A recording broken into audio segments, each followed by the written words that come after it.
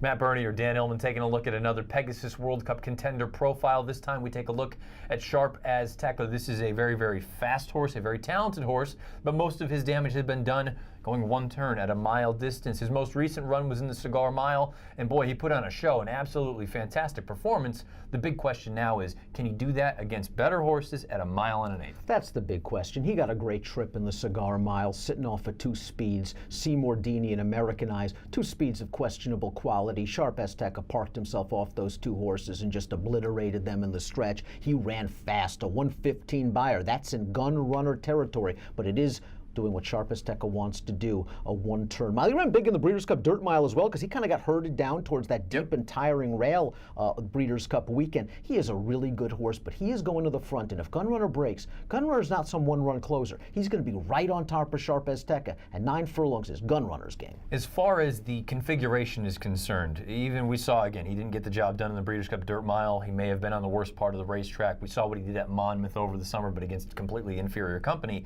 Does the 2 turns bother you? Forget about Gunrunner. Let's say Gunrunner wasn't even in this race. Would the 2 turns be a concern? The 2 turns doesn't bother me. He handled it at Monmouth, and you're right, he was in against completely inferior competition. The mile and an eighth bothers me. I think that is really going to be pressing Sharp Azteca's stamina limitations, especially when you consider it's unlikely that he's going to be going 3 clear and walking on the lead going 48. He's going to have to probably work to get to the front, and then there are going to be waves of pressure. Gunrunner will be the first wave, and if he can't hold off Gunrunner early, then you're going to have West Coast, you're going to have some really quality horses coming at him. So Sharp Azteca, he better be ready. And a mile and 1/8 could be pushing it just a bit. Can you see any scenario where he does not make the lead? And let's say Gunrunner breaks alertly, they go on with him, and they're content with Sharp Azteca to sit as they did in the Cigar Mile. Post positions are going to determine this entire situation. Let's say Sharp Azteca far outside post, sort of like what Collected had in the Breeders' Cup Classic. We thought Collected would be on the lead in the Breeders' Cup Classic. Once Gunrunner drew inside, Florent Giroux said, I'm not fooling around, I'm just going, I got the best horse.